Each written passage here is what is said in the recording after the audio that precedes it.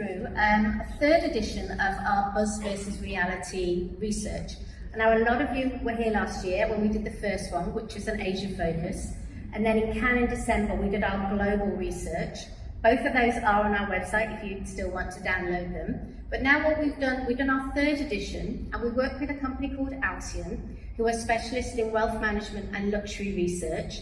This research is done with consumers, with affluent customers. It's not with our industry, it's with the actual people doing the travelling, spending the money. So it's really good, valuable research. I'm going to fly through it quite quickly and just give you a snapshot of what we've got, because we've got another great speaker after me, and I want to make sure that you all get plenty of time to enjoy the party after as well, because I know the networking is very important. So, for those of you who know the research, we do it in three ways. We say what's staying, what's going, and what's staying, what's slowing, and what's growing. And I'm going to follow the same format today. And the spotlight this edition is China. And I know that in Samana's presentation, China featured a lot as well. So I think it's very important that we continue with the theme. So, what's staying? All things new. People want to mix up their routine after the last couple of years. These results reinforce that, with 63% of respondents preferring new places and experiences over goods. And flying less often and staying for longer than a week.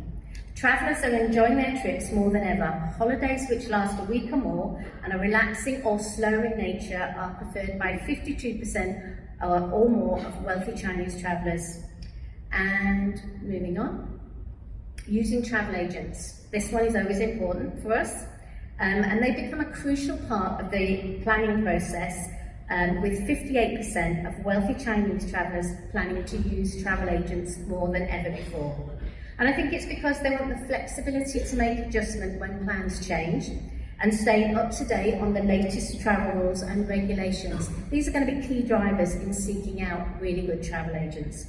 And I think the majority of travellers also expect agents to keep them up with things like insurance and wellness and sustainability options and giving back to the community. Now, what's slowing? So, local and regional trips, not surprisingly, domestic holidays have dominated over the past couple of years. And now, however, we're seeing a big shift. Now, 18% of affluent Chinese travellers say they would remain in their country if they only had one holiday. So international trips are back on the market. And planning well in advance is slowing down. Overall, the pandemic appears to have an impact on spontaneity when it comes to planning holidays. Last-minute getaways are falling in popularity, with 82% of survey respondents now looking to book holidays in advance. And repeating the familiar, only 20% of survey respondents want to visit places they've visited before. And what's slowing is active and busy breaks. Relaxed, slower holidays have seen a significant increase in popularity, with 93% of travellers preferring these types of trips versus just 7% who prefer active trips as people look to unwind and recuperate over the last few years. So now, importantly, we've got more of these than anything else. What's growing? So, revenge travel and extravagance. Affluent individuals have saved money over the last few years, and now 80% are planning trips to make up for lost time. 78% say they want to spend their resources travelling in style on unique and memorable trips. Chinese citizens are particularly attuned to sudden and stringent restrictions being enforced, helping to explain why 68% say they are planning to travel more in case restrictions are imposed again. So, also what's growing is sustainability and eco-friendly travel. And this, I think you all know, this is coming up more and more post-pandemic. The message of more sustainable and climate-conscious industry after the pandemic is resonating with Chinese affluent travellers. An impressive 84% of respondents are planning more sustainable or eco-friendly holidays in the future. And similarly, health and wellness are top of priorities when planning travel, with 91% citing they are a key consideration in their travel plans. Now this one's been around for a while, and it's the family and multi-generational trips, but it's really now seeing a bigger increase post-pandemic. and is extremely popular as people reconnect with loved ones after the last few years. Extended family trips continue to show strong growth, with 46% planning to take a trip. Visiting family and friends or overseas property remain two of the top travel drivers for the affluent Chinese traveller. Now this is a good one, travel spending. There is a clear intention to spend more on travelling in the year ahead versus pre-COVID trips, with 73% planning to spend much more on travel, and I think these are the kind of trends we all like to see. In fact, 26% say they plan to spend much more than before, underlining how important travel has become to these wealthy Chinese individuals.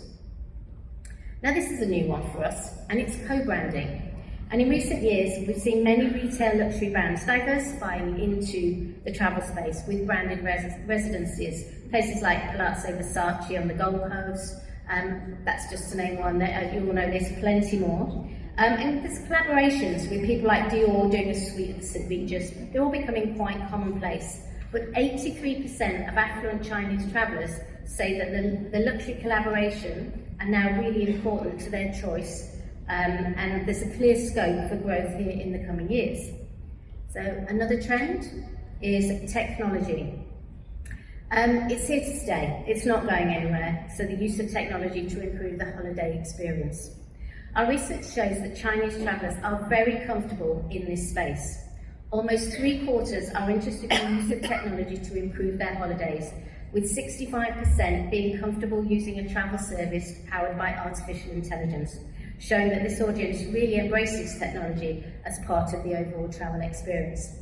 And I read somewhere a few days ago, and I did a presentation yesterday, and I did actually say, because with AI, you have to put in exactly what you want and know exactly what you want. I think we're all quite safe for a while, because let's face it, none of our customers really know exactly what they want, do they? So, where are they going? The picture is very different from the last few years, with a shift in willingness to travel internationally. So, while many still are eager to remain close to China and visit Japan and Singapore, continents such as France, the USA, Australia and Switzerland are all cited as an ideal holiday destination. So that was just a quick snapshot. You'll be able to download that whole report on the app. It's quite a big report, but if you don't download the app, you can't download that just yet. It'll be ready tomorrow, and then in a week or so it'll be on our website as well. But please take the time to download it. It is a really good report, and I flew through that with just a little bit of the data, but there's a lot of good stuff on there, and it's for you. Our job is to make your business easier, so please make sure you take full use of that report. So, moving on. Hold on one second, I shall find you.